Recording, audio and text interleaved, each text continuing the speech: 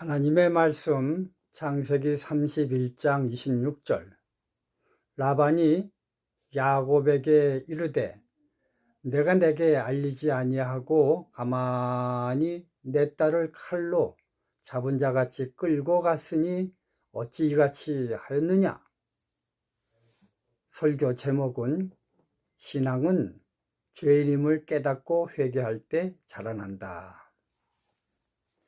라반이 야곱에게 한 말은 거짓말입니다.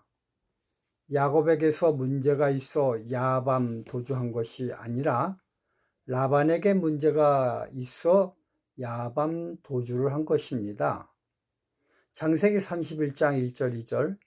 야곱이 들은즉 라반의 아들들이 말이 야곱이 우리 아버지의 소유를 다 빼앗고 우리 아버지의 소유로 인하여 이같이 거부가 되었다 하는지라. 야곱이 라반의 안색을 본즉 자기에게 대하여 전과 같지 아니하였기 때문에 몰래 도망한 것입니다.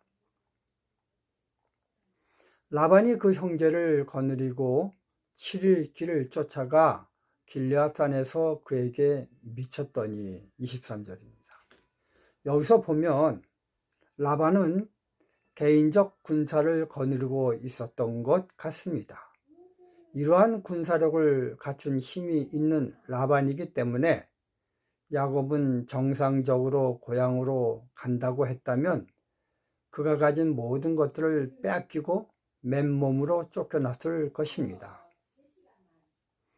라반은 생각하기를 자기 딸들인 라헬과 레아는 결혼한 남편 야곱보다 아버지인 자기를 더 신뢰한다고 생각을 하고 이렇게 말한 것이죠.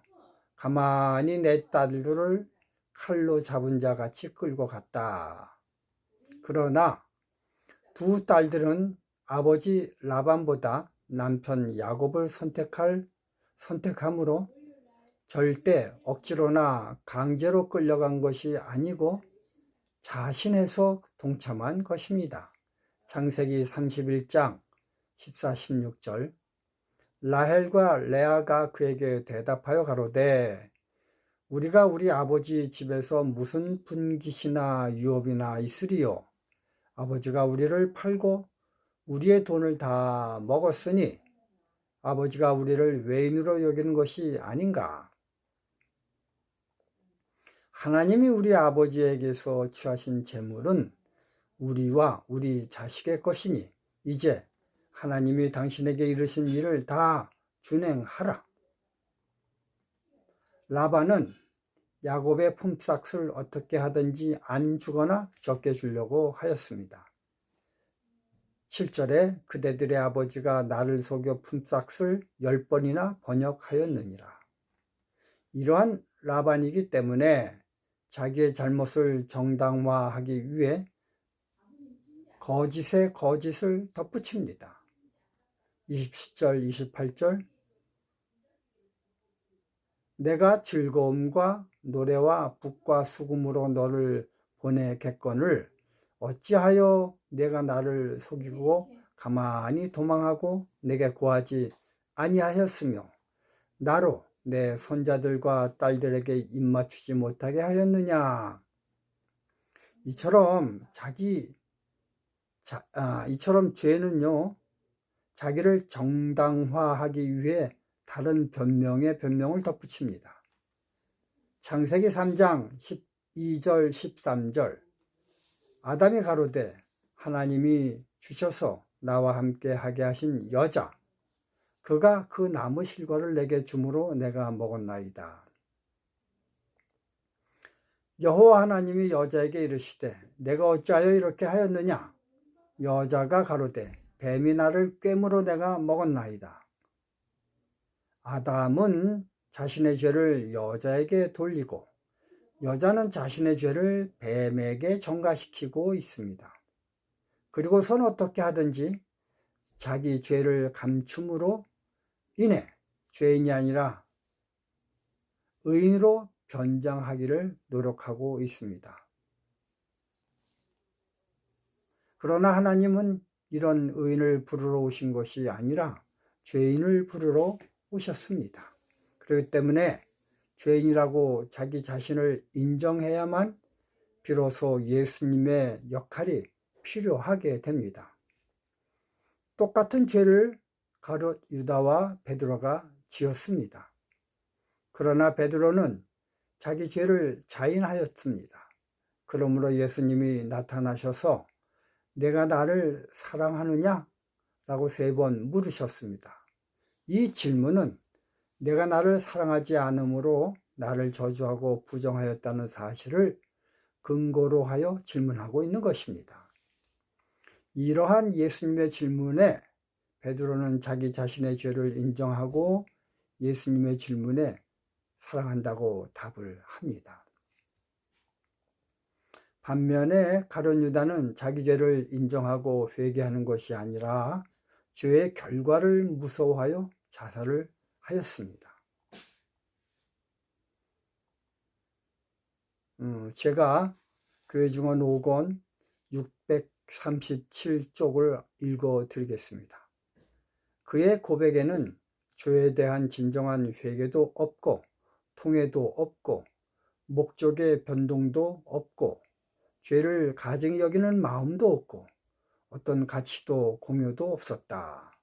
가룟 유다는 그의 주님을 배반한 후 제사장들에게 돌아가서 내가 무죄한 피를 팔고 죄를 범하였도다 라고 부르짖었습니다. 그러나 그의 고백은 하나님의 자비를 그에게 불러일으키는 그런 성격의 것이 아니었다. 그것은 정죄의 무서운 장면과 미래의 무서운 심판 때문에 죄책감에 눌린 그의 심령에서 강요된 것이었다. 그에게 이르러 올 결과 때문에 그는 자신의 큰 죄를 이처럼 인정하게 되었다.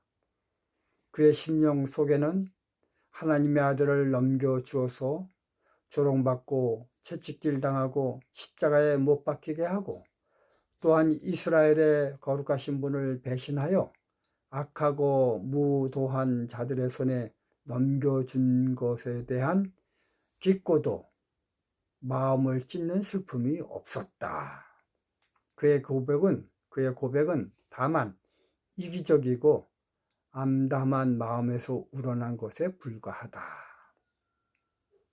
여러분, 이 글 참 놀랍지 않습니까? 가룟 유다는 자기가 죄인임을 인정하지 않으므로 예수님의 보혈의 피가 그의 죄를 대속할 필요가 없게 되었습니다. 죄인을 위하여 흘리신 피였기 때문에 분명하게 자신이 죄인임을 인정할 때 하나님이 그를 구원해 주실 수 있으십니다. 그에 반해 다윗은 어땠을까요?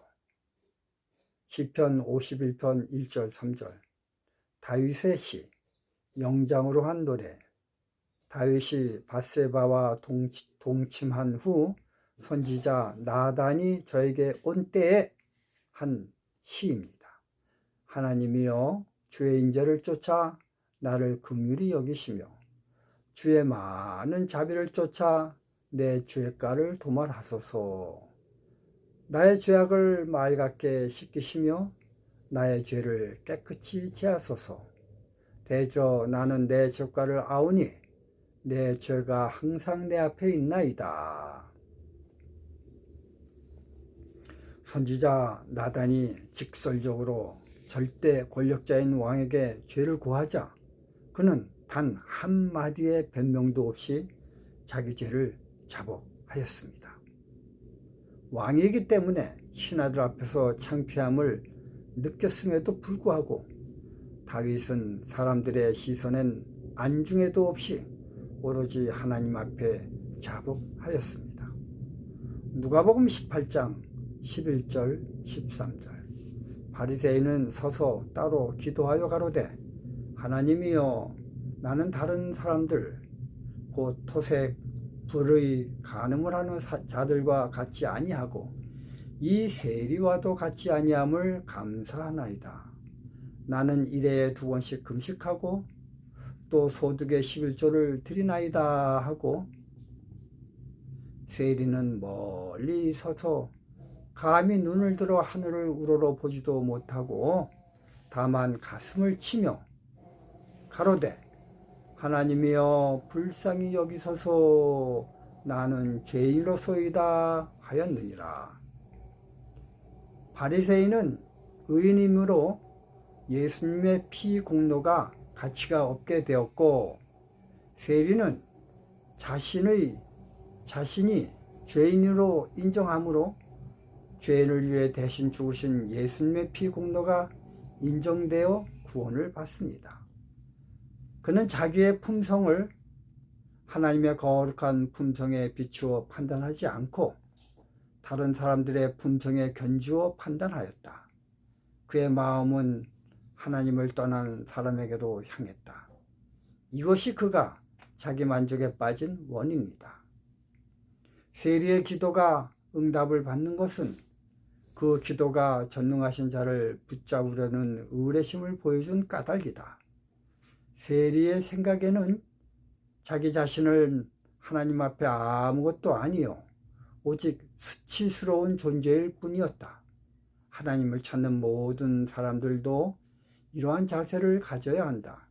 믿음, 곧 자신을 의지하는 마음을 버리는 믿음으로 주님께 간구하는 궁핍한 자들은 무한하신 능력을 붙잡아야 한다. 실물교훈 150쪽과 159쪽에 있는 말씀이었습니다. 라반은요, 돈에 대한 욕심 때문에 자기 자신의 그릇된 품성을 똑바로 판단해 보지 못했습니다. 그래서 자기가 야곱에게 행한 모든 못된 일들을 잘못이라고 생각하지 아니하고 의로운 일이라고 정의를 내렸습니다. 그리고는 야곱을 맹렬히 죄인이라고 공격을 하였죠. 마치 바리새인들처럼 행동한 것입니다. 그에 반해 야곱은 야복강 나루터에서 천사와 씨름하면서 철저하게 자신이 죄인임을 깨닫게 됩니다. 그날 밤 자신의 행동들이 모두 죄였음을 자복하고 회개하기 위해 무릎을 꿇지 않자 천사가 야곱의 환도뼈를 쳐서 위골이 되게 하여 꿇게 하였지요. 성경을 자세히 읽어보면 야곱이 잘못을 해서 위골이 된 것이 아니라 천사가 의도적으로 야곱의 환도뼈를 부러뜨렸습니다. 이처럼 자기의 죄의 자복은 자기가 할 수 없습니다. 천사의 도움 없이는 절대 할 수가 없습니다. 성령께서 이 일을 위해 오늘도 내 마음에 역사하고 계십니다. 내 신앙의 자라남은 죄를 자복하고 미워하는 데서부터 시작되는데 이 일은 성령께서 하시는 주된 일이십니다. 여러분 모두 이 말씀을 마음에 기억하시는 하루가 되시길 바라며 말씀을 마치겠습니다. 감사합니다.